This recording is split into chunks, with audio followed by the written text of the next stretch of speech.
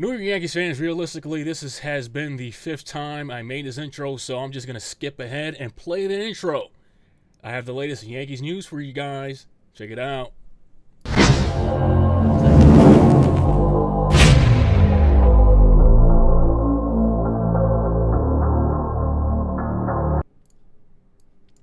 Again, Yankees fans, I am joined by the one and only. Let's put him on the screen right now.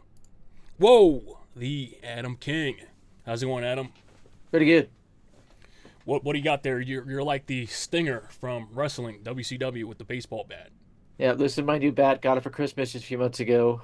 Haven't got a chance to try it out in the ballpark yet, but I'll have some fun with it. So you hear that, criminals? If you try to creep up on Adam King, he will show you that home run swing that he has. Yeah. Isn't that right, Adam? Yeah. You scare me or my girlfriend, you might get thumped. So, Might Adam, scare her, you will get thumped. so for an example, if you got a lot of haters, right? Mm-hmm. Can you exhibit how you would just swing? Where you would swing at? Would you go for the neck, the head, what? I would probably swing right for the side of the neck, right there, because you hit that right, you'll knock him out instantly, because you'll cut the jugular vein off for a second, and you'll bruise it really bad. Plus, you don't want to kill anybody, right? That will just make No. them unconscious. Yep. So there you go. Adam King is going to hit you where in the jugular vein? Right on the side of the neck with good impact, and it can squeeze that jugular vein for a second and knock you out. Excellent, excellent. And did you learn that for yourself, or you watched it on? Learned it from my training in Taekwondo and karate. Oh yeah, that's right. You told me one time you were a black belt or something like that. In both of them. I haven't used it really in about 18 years, but I still have instincts and stuff. So let's put you on a spot because I used to take karate classes. How many stripes does your black belt actually have? I don't remember on that one. So what's the infinite number of stripes you could get on a black belt? It depends what level you're at completely. Um, I don't remember on that one. It's been 18 years since I was in a karate class. And then I remember it being stripes, and then they'll put some, like if you reach Yeah, the higher level, they'll put a stripe in the middle, like it's infinite stripes. like yeah, Chuck Norris's has all kinds of stripes on it, up and or I horizontal, guess or I guess when you vertical. actually kill a man, because that's what karate is for, right? Like back in the old days, they used to fight and kill each other. Yeah, now they more train you for self-defense. But yeah, I used to be straight up for fighting in that. So I'm guessing like if you actually kill somebody, they'll put a special stripe on your belt. Yep. Yeah, I remember that. Yeah. So yeah, so let's talk about some Yankees news. What's the latest, Adam? It seems like everything is centered around Blake Snell right now. A little bit odd. I will say this: the Yankees usually sign a Boras client every year. They haven't this year. Yeah, Keep it's that pretty in odd. mind. Yeah, usually Boris is all Yankees. Yeah. The Yankees have signed more Boras clients than any other franchise out there. Yankees signed over 80. No other team is over 50. And next is the Dodgers and the Cubs. And Yankees fans, can we stop hating on Heyman? I know he's a Boris puppet, but come on, you guys don't want Snell on the Yankees at least. If even if Boris is telling him to do that, come on. The Well, the Yankees need thing to pitch. me is he says, yes, Yankees attract him, and he said it's unlikely. Why is he going to say it's unlikely if he's putting something out for Boras? What's the point in that? Contradicting yourself that fast. And remember, every reporter has their niche, the thing that they're great at. With Heyman, it is Boras clients. He's the best with the Boras clients. He knew Cole before anybody. He knew Rodon before anybody. He's best with the Cole or the Boras clients. And for people that don't know this, Adam King, when he's up late, you ever seen Fight Club, the movie? What was Yeah, that? There was Tyler Durden, but what was the other guy's name? Because he had a split personality. I can't remember. Shoot, I had his name from the top of my head. But anyways, you guys know the main character, right? So Adam King, sometimes when he's up late at night, he does things. So he communicates with all the top agents out there. So have you gone on a insomniac binge yet, Adam, and contacted all these agents? Not right now. And it's Robert Paulson. So when that happens, who's the biggest name you've ever talked to? Agent. Scott Boras. He represented me back when I was 18. When you were 18, so that was back in 2003. Yep. And how do you communicate with him back then? Email? Yeah, back then it would be an email or a phone call, and he gave me a number to call the office, and then you would hit a number when you got in there, like an extension, and then it would patch it to him. And yeah, I talked to him several times back then, back when I was trying out for teams, trying to see what I could do. I got on the NFL's isotopes, only played 3 or 4 games, and I was like, no, my back can't handle this. So that was it. So people that don't know, Adam King is an Olympic level athlete. Before he got his concussion, ran into a wall, he was going places. And the second car wreck when I was 16. So tell people about that story, because we have a whole bunch of new subscribers. When I was 16, I was a world-class sprinter. I was in Salt Lake, and I would go out to where the Olympic trials were, and I would run with them, and I was putting up the same speeds. My fastest ever 50-yard dash, fastest ever, was 8.99 seconds. It's not even close to Usain Bolt's record. That was Olympic class. And back then, it would have won the Olympics. And you're speaking the truth, because one time you recorded a video and you posted it on Twitter. You ran faster. You ever seen that Marvel superhero, Quicksilver? Yeah. Adam King was that fast. Look at Adam King's hair. It looks exactly like Quicksilver's. The light blonde hair. This dude was really fast, man. I've always been fast. There was stories from scouting when I'd run with the scouts. They couldn't stand how fast I was because they couldn't keep up with me. Wait, I missed that. What did you just say? But back when I was in scouts, there were stories coming from them still that they couldn't stand how fast I was because they couldn't keep up with me. That's what I noticed about you, Adam King. Like, every time you're successful in something, like some hater, something bad happens to you. What's up with that? I don't know. I try to look at it as everybody's going to go through bad things at some point in their life. And with mine, for some reason, is with my success. And so I just try to keep pushing through. Because you remember the height of your popularity on Twitter, right? Yep. You were the most famous guy ever. Yep. And then just haters just came out of nowhere, right? And spread lies, pathological lies, and just try to destroy me. I don't get it. Show them that baseball bat again, Adam. Bring that baseball bat. There you go. Where are you gonna swing that?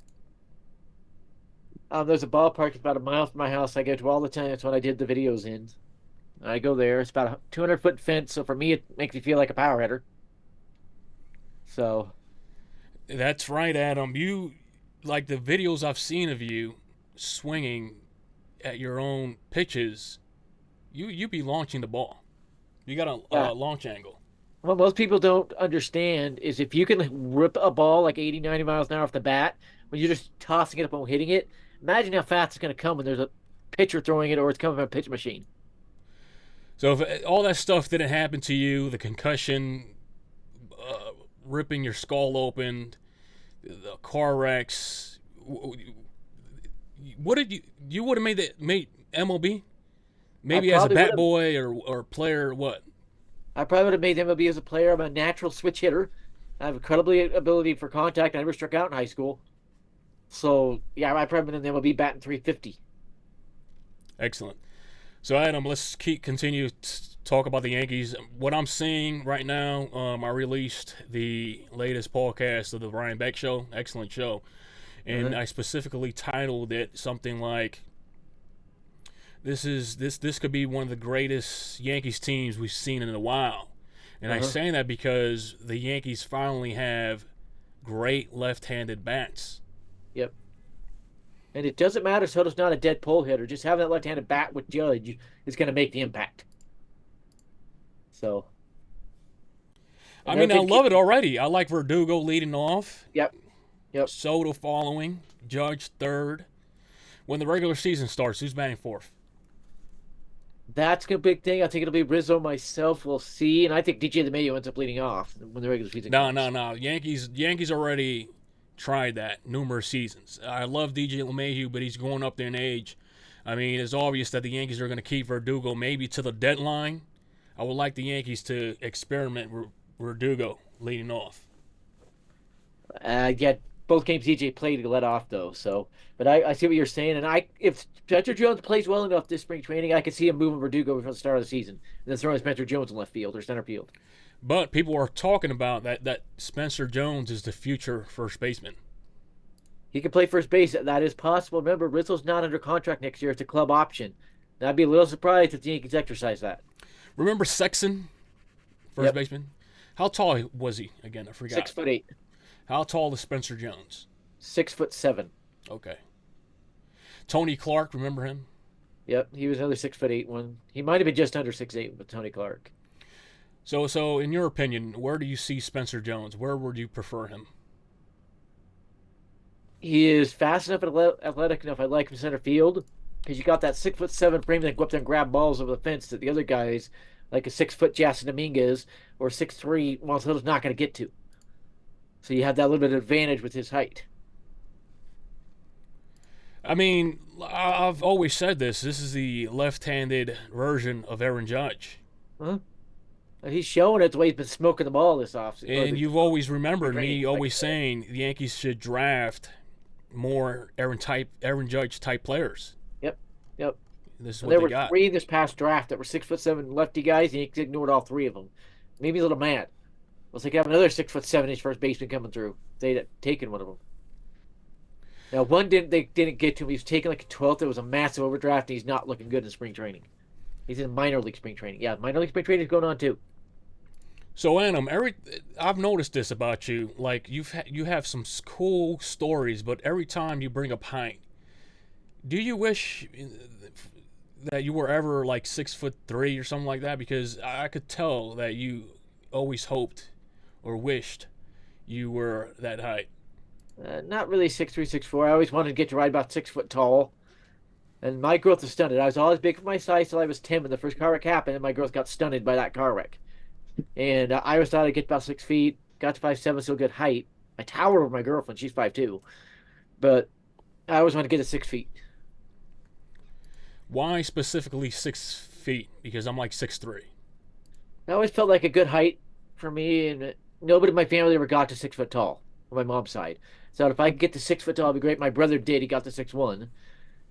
But yeah, my dad's side, my grandpa So was how 6'5". did that happen? Okay, because your grandpa. Okay. Yeah, my grandpa was 6'5". My dad was 5'3". I still don't figure that one out. I don't have a clue what went on there. My dad's brother was only 5'11".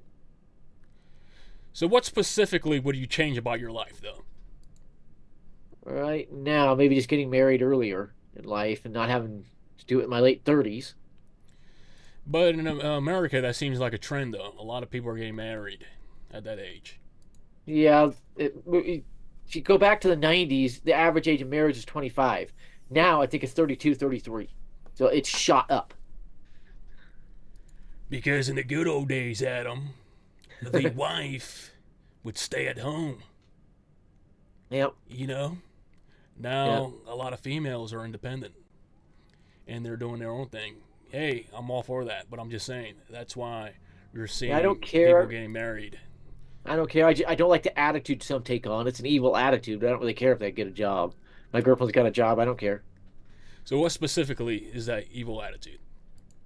They get an attitude, I'm better than men, or I'm as good as men, or men, I make more than men, so men are below me. It's just a weird attitude they take on. You see, but if you were a real ladies' man, you would just sweep it under the rug. Because some men get offended by what women have to say. I'm not saying I'm like putting them down, but a guy that understands females would just just make believe that you agree with them, and then they'll shut up. Yeah, that's a pretty good way to look at it. I know a woman who's a billionaire, and she's got a very humble attitude. So it doesn't matter your station in life. You can have a humble attitude. Wait a second. You know a woman that's a billionaire? Huh? Gail Miller, former owner of the Jazz. You know her? Huh? She's my cousin. Whoa! She's my second cousin, twice removed, so pretty close. I'd go to Jazz games, sit by him. I haven't done that in like 10 years, 15 years. So here's the question: does she know that Adam King exists? I don't really know. I haven't seen her in like 12, 13 years now. I'd be sitting by her grandson mostly, not her. so I don't really know. You know who you kind of look like, Adam? You look like Who? the actor from Weekend at Bernie's. I don't know who you're talking about. Google that real quick Okay. and look at the.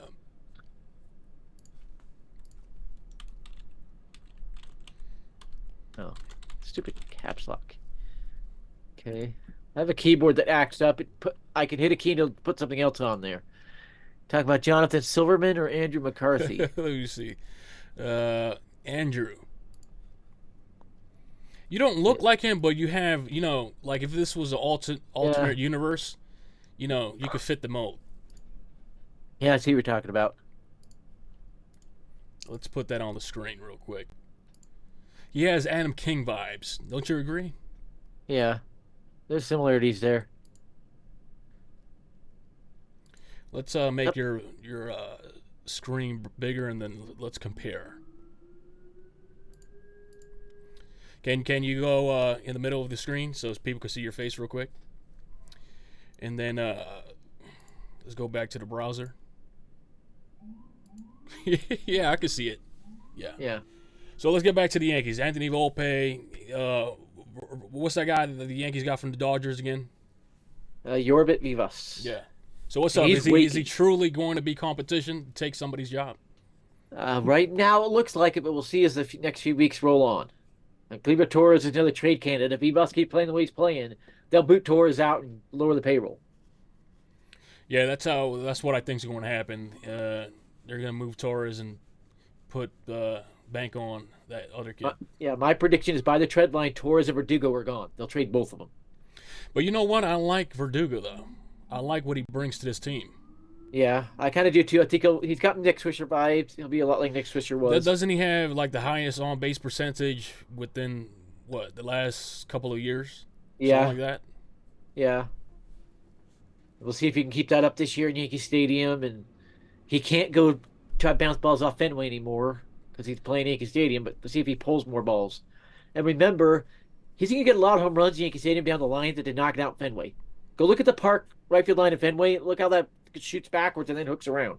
That doesn't happen in Yankee Stadium. He'll get a lot of those balls out in Yankee Stadium. So I couldn't help but notice, what's that little toy behind you?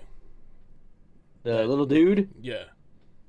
It was a Christmas present about 15 years ago, a little basketball player. And I'm not sure why the Okay. basketball player is holding the towel and has a whistle on. He's officiating the game himself while he plays. Why does he have underwear? There's a tiny little basketball shorts like John Stockton used to wear. Okay. Yeah, I got that for Christmas like 15 years ago. Okay.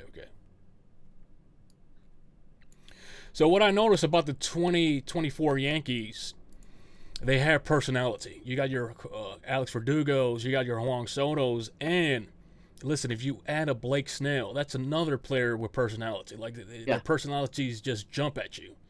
If the Yankees add Blake Snell, this is going to be the ultimate New York Yankees team. You add Blake Snell, I'm not sure if there's any holes in the lineup or even on the roster anymore, except maybe on the bench. But maybe you can throw Oscar Martinez in there, who's raking. But yeah, Snell could complete the first complete roster I think he's had in years. Probably talks up like 2010, before Cano left. What are the Yankees waiting for? They want the right price. They want to use some of that money for Soto. What? Well, we now know Hal Steinbrenner's involved. John Heyman dropped that one today. And if he's dropping Hal Steinbrenner's name, that's another sign this is not posturing. You drop the owner's name, you're not posturing anymore. And, I mean, you're contradicting yourself with stuff. So we know Hal Steinbrenner's arrived. He's doing negotiations. I think what we are seeing is public negotiations. The Yankees are trying to drive Snell down the last $5-10 million. Boras trying to get the Yankees up the last $5-10 million. When do they finally realize you're not getting anywhere and just settle on the number in the middle? That's my question. You've always been gunning for Snell on the Yankees. He's a perfect fit. Left-hand pitchers do well in Yankee Stadium. Pettit, Sabathia, David Wells. Left-hand pitchers do great in Yankee Stadium. Lefty Gomez is another one. So let's get a classic Adam King rant. Trying to recruit Blake Snell. Obviously, he obviously probably wants to be a Yankee, but let's get a rant by Adam King speaking to the Yankees front office. Well, the thing that's bugging me right now about the whole situation Go on Twitter and look at all the tweets. Everybody's guessing on what the situation is, claiming Boras is doing everything he can to get leverage on the Yankees. Why would that be the case for 10 straight days? This is the 10th straight day there have been rumblings and strong connections between the Yankees and Snell. That's not what you do when you're posturing. That's not at all what you do. That's what you do when there are talks going on. Now, from the Yankee side, from the front office side, I might bend a little bit just to finish your roster, make the last big move if it were me. I believe the Yankees are somewhere around 6 years, 160 million right now. And I think what they're trying to just get it above the Rodon money like they did last year and get above Sabathia. If I'm the Yankees, I'd be fine saying, okay, I'll go to 6 years, 180 if it gets done right now. And it probably gets it done. Now, I would probably have it incentive laden, if I could speak. Like if it starts at 15 million guaranteed and it has incentive to get up to 30 million a year. Like if you get 180 innings pitched, 200 Ks, ERA under 3, or even have a second plateau at 3.5, just a bunch of things to make him want to pitch and do well to get his money. There's ways to do it where you protect the Yankees and that. And another thing that drives me just berserk about the whole situation, if they signed him, that tax is not just on Snell. That's on the whole roster, not just Snell. So Snell ended up being about a $40 million player, not a 30 or 60 if they signed him for 30 million. And I don't think it'll be 30 million myself. I think it'll be like 28 AV. So long story short, you're a big fan of Blake Snell. Yeah. I've liked Snell since he was with the Rays, and he goes to the Padres, and he's got good stuff that plays perfect Yankee Stadium. One of his big. Yeah, I used to hate when the Yankees faced Snell on the Rays. Yeah. I used to hate that. Yeah. One of the big issues in San Diego for Snell. Look at the left field in San Diego. It's one of the shallowest in baseball. It has a short fence. The home runs that are getting out there are knocking out Yankee Stadium. Snell's home run total will drop. It will drop. You need to check out the left field there in San Diego. The Petco Park, if I remember right. So let's try this. Adam King in his prime. What did you bat? Like over 500 batting average? My senior year in high school, I batted over 800. So Adam King in his prime versus Blake Snell. I would probably bat somewhere around 500, just ripping singles. Because my whole game on the left side of the plate was just to slap the ball the other way unless I got a hanger. Then I'd try to rock it in the air. On the right side, I'd just try to drive the ball straight up the middle most of the time. So 2 outs. So I did hit some home runs, but they're mostly inside the Parkers. So game on the line, 2 outs. Top of the ninth. Blake Snell versus Adam King. If it's in Tampa Bay per se, then I'm aiming for that left center field gap, because if I can get into that gap and rolling, I'll be on third base, if not all the way around. Tied game, runner on third base. Who wins that battle, Blake Snell or Adam King in his prime? Probably me. I'd probably look for a single in that situation to get the run in. And I'd probably be just looking to poke something the other way. But if I got something inside, yeah, I'd try my quick slap swing to flip. Let's see. Are you a dirty guy? Are you a dirty player like Ric Flair? Would you bunt on Blake Snell in that situation? Only if I saw the third baseman so far back, it was a perfect chance to slap the third baseman in the face. If I drop that bunt down third base line, knowing the third baseman is not going to get me. That's the only way I'd do that. And it doesn't matter where the third baseman is positioned because you have Usain Bolt speed. If he's even behind the bag, I might drop that bunt down just knowing it's a cheap RBI. An easy one. If it was like an MLB type situation, I'm not sure I would do that. I'd probably just still try to drive base hit. But yeah, I would think about the bunt. I'd watch what their baseman set up and then think about the bunt. So Adam King in his prime will win that battle. I believe so. And I was very good at bunting. I get the bunt down almost every time because I was taught an old school technique to where as the ball's about to hit it, you just jolt the bat up a little bit and then it'll knock it straight down every time. Can you show your bunting technique? You have the bat there. I would hold it like that, straight out, and then just a little jolt up as it's going to hit it to make sure I hit the top of the ball and knock it under it. It's a little jolt up. All right, do that again. I put the background removal. Now everybody can see. I'd hold the bat level, watch for the ball, then just as it's about to hit it, I just jolt the end of the bat up just a little bit to make sure I'm getting on top of the ball to knock it down and never hitting the bottom of the ball. I see so many who they even go down with it. They'll hit the bottom of the ball and set it straight up. You want to get to the top of the ball a little bit. Just jolt that up. But shouldn't you not hold it with your top hand like that? You're not supposed to hold the bat like that. Your top hand. Yeah, but it's out there. I did that. It was fine. It's just make sure your fingers don't get crushed, basically. But I would move it where I needed to make sure the barrel of the bat was on it. Yeah, but your knuckles are not supposed to show. Your top hand. Yeah, not supposed to. They want to hold it behind the bat, more like that, so you're not getting smacked out. But whatever like works for you, right? Yep. Because we've seen some unique batting stances in the major leagues.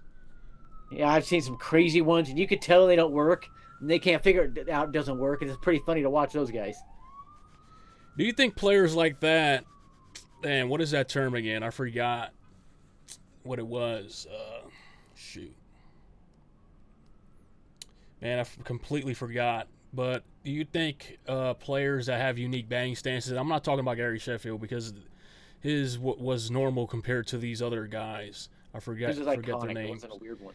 Well, what was that Toronto Blue Jays player? He was from the Dominican Republic. I forgot his name. He had a weird batting stance. Back in 2000, I think he hit over 100 RBIs or something like that. The Jose Bautista. There you go. Yeah, his batting stance. Yeah, he had a weird one where it was all about loading up and then flinging like a spring. Another weird one was Julio Franco, Craig Counsell. Yeah, Craig Counsell's was just ugly. Yeah, it was horrific. I don't know how he hit anything. He's a funny-looking dude, too. Yeah. And I'm only talking smack about him because of the Arizona Diamondbacks back in 2001. Yep. Who cheated, by the way, with a whole bunch of players on steroids. Now, the 2001 Diamondbacks, 2003 Marlins, and 2004 Red Sox all caught with steroids. All three of those. Figure that one out. What was that guy's name? Gonzalez? Luis Gonzalez. He's one of the ones that tested positive for PEDs. Yeah, he was always sus. He had one season over 50 home runs. The rest were in the 30s. Whenever we see a gap like that with one season, you get a little suspicious. Yeah, he was obviously on the juice. So, in these closing segments, Adam, what do you want to add? Obviously, to keep an eye on Blake Snell. Hal Steinbrenner's involved. The last two players he got involved with in free agency were Rodon and Judge. What happened? I'll just keep an eye on him. After that, the Yankees are said to be healthier this year than they've been in years. Why would they change that narrative so quick? Yeah, I like this Yankees team, though.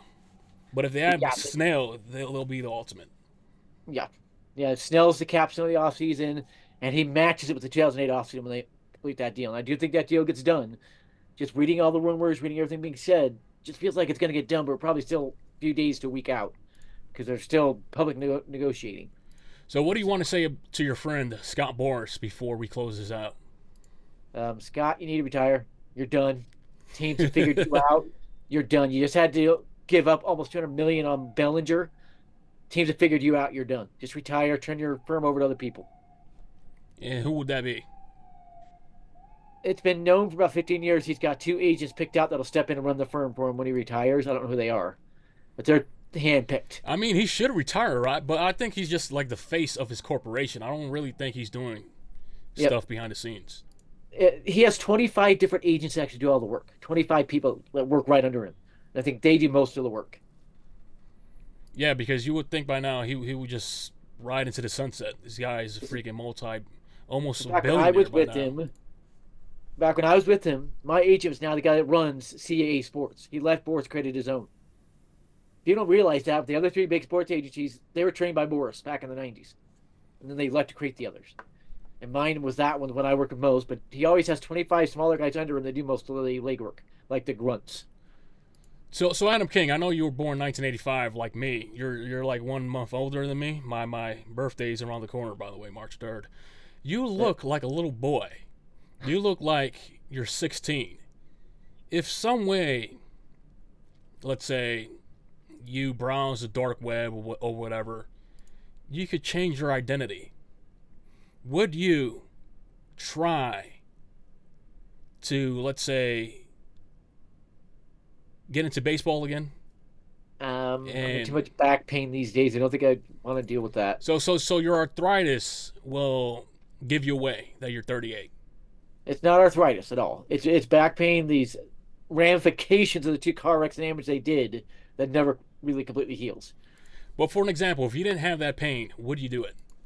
I might give it a shot. And one player I think is doing that right now is Salas of the Padres. I think he's over 20. They're saying he's 17. And what would be your name? Your new name, your new identity? I don't know. I have to think that Enzo out. Chitezzi? What was that name again? I don't think I'd use Enzo Cachezzi. That'd be too big of a giveaway. Maybe something like, I don't know. How about Trevor? No. How about Travis Robinson? That could work. Okay, let's see how it comes off your tongue. Let's see. Hey, my name is Travis Robinson. Hey, my name is Travis Robinson, baseball player. No, let me interview you. Travis, I like your game, man. You hustle hard. You have the speed of Usain Bolt. Man, when I saw you running, I could barely see you. That's how fast you were. Would you like to join our team on a minor league contract? No. I'd rather major league contract. I think it's my speed, my bat to ball abilities. I should be on a major league contract.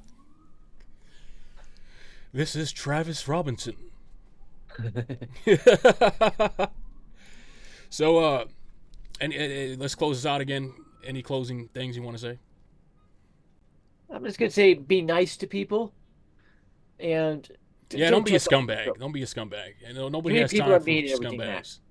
So Dan Clark is at it again. By the way, he just said the Yankees offered a $6 year, $68 million deal to the Yankees. Offered that to Snell, and they rejected Man, I don't it. believe that dude. That dude's just another fan. He doesn't have connections.